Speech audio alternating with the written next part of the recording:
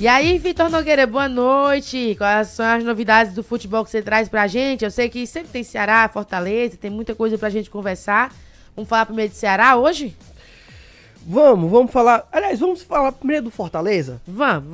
Você quem manda aqui. Pronto, vamos começar falando do Lion, porque o Fortaleza, ele, como a gente já tinha falado, né, e todo mundo sabe, o Fortaleza está muito bem na Série A, né, o líder da primeira divisão. Vale lembrar que é a primeira vez que um time nordestino lidera o Brasileirão na era dos pontos corridos no segundo turno, porque até então o recorde máximo tinha sido com o Sport e o próprio Fortaleza na 10ª rodada do Campeonato Brasileiro. Então, o Fortaleza já tá fazendo uma campanha histórica. Com toda certeza. Cada ano que passa só constrói mais um passo positivo, né? Só que assim, hoje eu vou trazer dados que destacam ainda mais essa liderança do Fortaleza.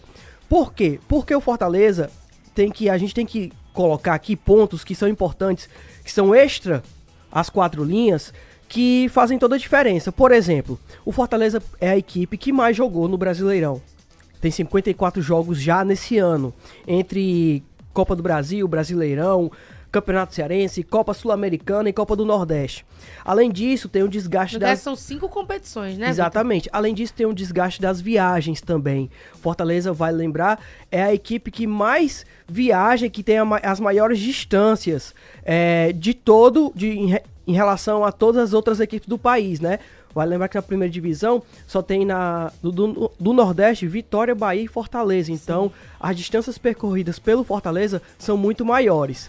E o Iago Pikachu... Ainda teve na época da Sul-Americana, logo na primeira fase, aquela viagem que o Fortaleza precisou fretar carro, que foi pra jogar contra o Nacional Potosí. Não sei se você lembra. Exatamente. Então, assim, a gente tem que pontuar essas coisas porque são fatores que fazem sim a diferença pro desempenho das equipes nordestinas no Brasileirão. Fora outros desempenhos que eu vou outros pontos que eu também vou trazer aqui. Porém, vamos falar dessa questão das viagens, porque o Iago Pikachu falou que hoje, na roda de conversa entre os jogadores, isso já não é um tema mais debatido. Vamos ouvir? Vamos sim. Esse aspecto de time que mais joga, né, time que mais viaja, já não é uma desculpa pra gente, porque a gente tá acostumado com isso, não tem o que mudar, né, geograficamente não tem o que fazer.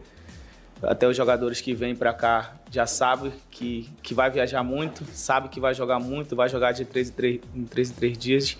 São várias competições que a gente disputa, graças a Deus, e a gente quer seguir nelas o mais longe possível, né, para ter essa maratona de jogos, porque você só tem essa maratona porque você está indo longe nessas competições, né? Olha, então esse é um ponto bem positivo, porque assim, se eles já não levam isso em consideração, como a gente estava conversando aqui em off, né? Tem a questão psicológica, eles já estão preparados para isso.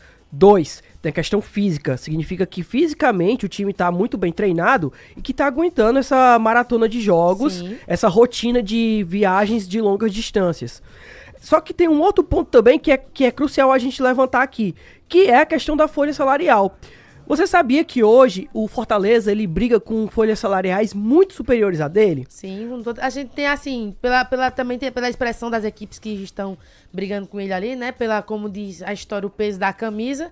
Mas o financeiro do Fortaleza começou a melhorar agora, então dá pra ter essa base. Esse ano, o Fortaleza tem a folha salarial recorde de toda a sua história, 7,2 milhões. Tu sabe quanto é a folha salarial do Botafogo, segundo colocado do Campeonato Brasileiro? Não, me diga aí. 16 milhões de reais. Sabe quanto é... quase o dobro, né? É mais que o dobro. Tu sabe quanto é a folha salarial do Palmeiras, que tá no G4? O Palmeiras deve ser uns 30 milhões. 30 milhões de reais. E a do Flamengo, que é 35 milhões de reais. No caso, o Fortaleza é 7,2 milhões, né? Exatamente. 5 vezes mais o valor da folha salarial. É discrepante, né? E tem outras equipes que estão bem abaixo do Fortaleza, que tem folhas salariais superiores à do Fortaleza. E aí eu vou citar Corinthians, Internacional, Cruzeiro, Atlético Mineiro e Vasco. Vai lembrar que o Corinthians está na zona de rebaixamento. O Internacional a folha salarial é maior ou menor do que a do Fortaleza? É maior que a do Fortaleza também. É que tem o Grupo City agora, né? Exatamente. E o Corinthians está na zona de rebaixamento e... né? O time do Internacional estava há poucas rodadas também na zona de rebaixamento e briga ali no meio da tabela. Então, essa liderança do Fortaleza é uma liderança que não só o Fortaleza tem superado os adversários dentro de campo, como também tem superado as adversidades fora do gramado. E aí agora, a gente vamos falar do Ceará rapidinho, antes de encerrar, vamos falar do Ceará. Sim. Porque o Ceará apresentou ontem o zagueiro João Pedro. E aí, na coletiva, quando ele foi contratado, o Ceará, ele foi chamado de João Pedro Tchoca. E aí esse apelido Tchoca chamou a atenção. Tem um detalhe além disso, ele já estreou, né? Foi apresentado, mas já jogou. Porque agora tá com essa novidade, né? Essa moda estranha. Exatamente, ele estreou contra o Grêmio Novo Horizontino, a vitória por 1-0. E ele foi apresentado posteriormente, e aí ele falou sobre esse apelido Tchoca. E ele, inclusive, disse que gosta, viu?